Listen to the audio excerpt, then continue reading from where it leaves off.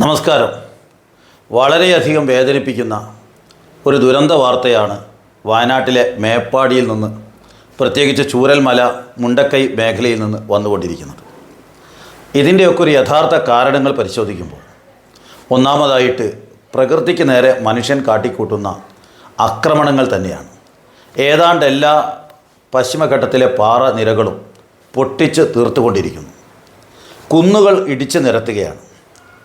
ഇതിൻ്റെ ഭീഷണിയെക്കുറിച്ച് ശ്രീ വി.എൻ. ഗാഡ്ഗിലിൻ്റെ നേതൃത്വത്തിലുള്ള കമ്മീഷൻ വളരെ കൃത്യമായി പഠിച്ച് മുന്നറിയിപ്പ് നൽകിയപ്പോൾ എല്ലാവരും ചേർന്നുകൊണ്ട് രാഷ്ട്രീയ നേട്ടത്തിന് വേണ്ടിയിട്ട് അദ്ദേഹത്തിൻ്റെ റിപ്പോർട്ടിനെതിരെ സമരമുണ്ടാക്കി.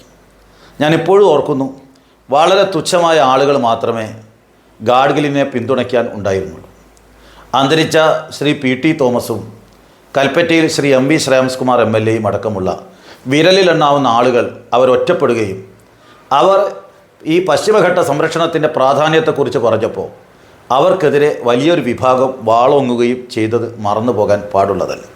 അടിയന്തരമായി ഗവൺമെൻറ് ഗാഡ്ഗിൽ റിപ്പോർട്ട് നടപ്പിലാക്കിക്കൊണ്ട് പശ്ചിമഘട്ടത്തിൻ്റെ സ്വാഭാവികത നിലനിർത്താനുള്ള ശ്രമങ്ങളാണ് വേണ്ടത്. ഞാൻ പറഞ്ഞു വരുന്നത് ചെറിയ കൂര വെച്ച് ജീവിക്കുന്ന ആളുകളെ തടസ്സപ്പെടുത്തണം എന്നല്ല. വ്യാപകമായി നിർമ്മിച്ചു കൊണ്ടിരിക്കുന്ന റിസോർട്ട് സമുച്ചയങ്ങൾ അവയെ നിയന്ത്രിക്കണം. ഒരു ഭാഗം വില കൊടുത്ത് വാങ്ങി ആ പ്രദേശത്തെ മരങ്ങൾ മുഴുവൻ മുറിച്ച് മാറ്റി അവിടെ പുതിയൊരു കെട്ടിടമുണ്ടാക്കി അതിന് കോമ്പൗണ്ട് വാൾ ഉണ്ടാക്കി അങ്ങനെ പ്രകൃതിയുടെ സ്വാഭാവികത, പ്രത്യേകിച്ച് പരിസ്ഥിതി ലോല പ്രദേശത്ത് സ്വാഭാവികത നശിപ്പിക്കുകയാണ്. അതേപോലെ വ്യാപകമായി ക്വാറികൾ, ഈ ക്വാറികളിലൊക്കെ തന്നെ 5-10% സൈലൻ്റ് പാർട്ട്ണർമാർ എന്ന നിലക്ക് ഷെയർ കൊടുത്തിരിക്കുന്നത് പ്രമുഖ രാഷ്ട്രീയ നേതാക്കന്മാർക്കാണ്. എല്ലാ ക്വാറികളിലും അതാതിടങ്ങളിലെ തദ്ദേശ സ്വയംഭരണ സ്ഥാപനങ്ങളിൽ നിയന്ത്രണമുള്ള രാഷ്ട്രീയ പാർട്ടികൾക്കും അതേപോലെയുള്ള ആളുകൾക്കൊക്കെ തന്നെ, ബന്ധപ്പെട്ട സ്വാധീന ശക്തികൾക്കൊക്കെ തന്നെ സൈലൻ്റ് പാർട്ട്ണർമാരായി ഷെയർ കൊടുത്തുകൊണ്ടാണ് ഈ ക്വാറികളിൽ മിക്കതും പ്രവർത്തിക്കുന്നത്. എനിക്ക് പറയാനുള്ളത്, ഈ ക്വാറികളൊക്കെ തന്നെ പൊട്ടിച്ചുകൊണ്ട് 80% ഈ കല്ലുകളും ഉപയോഗിക്കുന്നത് പൊടിച്ച് എംസാൻഡ് ഉണ്ടാക്കാനാണ്. നമ്മുടെ പുഴയിലെ മണൽ വാരുന്നത് നിരോധിക്കുകയും റീഫിൽ ചെയ്യപ്പെടുന്ന മണൽ എത്രയോ വർഷങ്ങളായി എടുക്കാതെ അതവിടെ പുഴയിൽ നിറയുകയും അല്ലെങ്കിൽ കടലിന് അഴിമുഖത്തേക്ക് തള്ളപ്പെടുകയും, എന്നാൽ പാറ പൊട്ടിച്ച് ഒരിക്കലും തിരിച്ചു കിട്ടാത്ത പാറ പൊട്ടിച്ച് എംസാൻഡ് ഉണ്ടാക്കി മണലിൻ്റെ ദൗർലഭ്യത അത് പരിഹരിക്കാനും ശ്രമിക്കുന്നത് മണ്ടത്തരമാണ്. അടിയന്തരമായിക്കൊണ്ട് മണലെടുക്കാൻ നിയന്ത്രിതമായിക്കൊണ്ട് ബന്ധപ്പെട്ട തദ്ദേശ സ്വയംഭരണ സ്ഥാപനങ്ങൾക്ക് മണലെടുത്തുകൊണ്ട് ഈ എംസാൻഡിൻ്റെ ഉപയോഗം കുറച്ച് പാറയുടെ ഉപഭോഗം കുറച്ചുകൊണ്ട് മണലെടുക്കാനുള്ള അനുമതി കൊടുക്കുന്നതിനെക്കുറിച്ചാണ് ഗൗരവമായിട്ട് ചിന്തിക്കേണ്ടത്. അല്ലാതെ ഇതേ രൂപത്തിൽ മുന്നോട്ട് പോയാൽ പശ്ചിമഘട്ടം ഉണ്ടാവില്ല. ഓരോ വർഷവും 100-200 ഇപ്പോൾ 100-ൻ്റെയും 200-ൻ്റെയും കഥകളെക്കുറിച്ചാണ് നമ്മൾ ഭയപ്പെടുന്നതെങ്കിൽ ഭാവിയിൽ അത് ഇരട്ടിയും അതിനിരട്ടിയും ആയിരങ്ങളിലേക്ക് മടങ്ങാൻ നമ്മുടെ അടുത്ത തലമുറകൾ, ആയിരക്കണക്കിന് ആളുകൾ ഒന്നിച്ച് ചത്തൊടുങ്ങുന്ന ഒരു കാലം, ഒരു ദുരന്ത വാർത്തകൾ നമ്മെ കാത്തിരിക്കുന്നുവെന്ന് മറന്നു പോകാൻ പാടില്ല. അതുകൊണ്ട് നമ്മുടെ ഭൂമിയെ സംരക്ഷിക്കണം, ഇത്തരം മാഫിയകളെ നിയന്ത്രിക്കണം. അതോടൊപ്പം ഇന്നലെ വയനാട്ടിൽ ഈ ദുരന്തമുണ്ടായ സമയത്ത് അവിടെ സജീവമായിക്കൊണ്ട് ജീവൻ രക്ഷാപ്രവർത്തനം, സ്വന്തം ജീവൻ പണയം വെച്ചുകൊണ്ട് അതിനൊരു വിലയും കൽപ്പിക്കാതെ മറ്റുള്ളവൻ്റെ ജീവൻ രക്ഷിക്കാൻ ഓടിയെത്തിയ എത്രയോ ജനങ്ങൾ അവരെ വിനയത്തോടു കൂടി കൈകൂപ്പുകയാണ് അവർക്ക് നേരെ.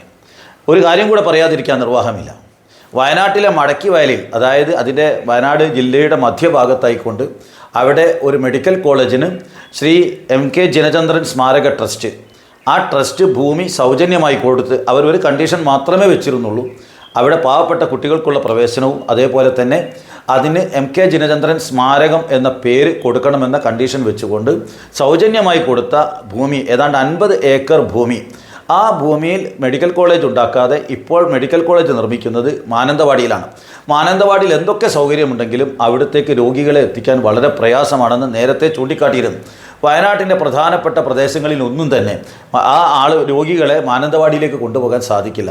അതുകൊണ്ട് നിർബന്ധമായിക്കൊണ്ട് അടിയന്തരമായിക്കൊണ്ട് ഈ ലഭിച്ച 50 ഏക്കർ ഭൂമിയിൽ മെഡിക്കൽ കോളേജ് സ്ഥാപിച്ചുകൊണ്ട്, എന്തിനാണോ മെഡിക്കൽ കോളേജ് സ്ഥാപിക്കുന്നത്, വയനാട് ജില്ലയ്ക്ക് എന്തിനാണോ മെഡിക്കൽ കോളേജ്, ഉദ്ദേശം സാധ്യമാവണമെങ്കിൽ ഈ മടക്കിമലയിൽ അടിയന്തരമായിക്കൊണ്ട് നിർമ്മാണ പ്രവർത്തനങ്ങൾ വേണ്ട രൂപത്തിൽ സംരക്ഷണം കൊടുത്തുകൊണ്ട് അവിടെ മെഡിക്കൽ കോളേജ് നിർമ്മിച്ചുകൊണ്ട് അവിടെ ആശുപത്രി സമുച്ചയം നിർമ്മിച്ചുകൊണ്ട് വയനാട്ടിലെ ജനങ്ങൾക്ക് അടിയന്തര സഹായം ഉറപ്പുവരുത്തുന്ന ഒരു ശ്രമമാണ് ഗവൺമെൻറ്റിൻ്റെയും ഭാഗത്തു നിന്നുണ്ടാവേണ്ടത്. ഇത് ദുരന്ത നിവാരണ പ്രവർത്തനങ്ങൾ നടത്തുന്ന സൈന്യം, പോലീസ്, ഫയർഫോഴ്സ്, ജനങ്ങൾ ഇവരെയൊക്കെ എത്ര അഭിനന്ദിച്ചാലും മതിയാവില്ല. അത്തരം പ്രവർത്തനങ്ങൾക്ക് പിന്തുണ കൊടുക്കുകയും ആവശ്യമായ സഹായം ചെയ്യുകയും അല്ലാതെ മറ്റുള്ള തരത്തിൽ ഫോട്ടോമാനിയെ പിടിച്ചുകൊണ്ട് ആളുകൾ അങ്ങോട്ട് തള്ളിക്കയറരുത്. അതോടൊപ്പം എനിക്ക് എല്ലാ സംഘടനകളോടും അഭ്യർത്ഥിക്കാനുള്ളത്, എപ്പോഴും ഇത്തരം ദുരന്തമുഖങ്ങളിൽ കാണാറുള്ളത് കുറേ സംഘടനകൾ അവരുടെ ജേഴ്സി അണിഞ്ഞുകൊണ്ട് പുറത്ത് വലിയ വെണ്ടക്ക അക്ഷരത്തിൽ അവരുടെ സംഘടനയുടെ പേരടിച്ചുകൊണ്ട് രക്ഷാപ്രവർത്തനം നടത്തുകയും ചാനൽ ക്യാമറകൾക്ക് അരികിൽ പോയിക്കൊണ്ട് പുറംതിരിഞ്ഞു നിന്നുകൊണ്ട് പുറത്തെ സംഘടനയുടെ പേര് ചാനലിൽ കൊടുക്കുന്നതിന് വേണ്ടിയുള്ള മാതിരി തരംതാണ പ്രവർത്തനം നടത്തുന്ന പല സംഘടനകളെയും സന്നദ്ധ സംഘടനകളെയും ഇത്തരം വേളകളിൽ ശ്രദ്ധയിൽപ്പെട്ടിട്ടുണ്ട്. അത്തരം വൃത്തികെട്ട ഏർപ്പാടിനെ നിൽക്കരുത്. നിങ്ങൾ മനുഷ്യന്മാരായിക്കൊണ്ട് ഇതേവരെ വയനാട്ടിലെ ജനങ്ങൾ ചെയ്തത് മനുഷ്യന്മാരുടെ സഹായമാണ്. അങ്ങനെ മനുഷ്യന്മാരായിക്കൊണ്ട് സംഘടനകളുടെ രൂപം കൊള്ളാതെ മനുഷ്യന്മാരായിക്കൊണ്ട് സഹജീവികളെ സംരക്ഷിക്കാനും രക്ഷിക്കാനുമുള്ള പ്രവർത്തനത്തിൽ ഏർപ്പെടണമെന്നുകൂടെ നിങ്ങളോട് അഭ്യർത്ഥിക്കുകയാണ്. നന്ദി, നമസ്കാരം.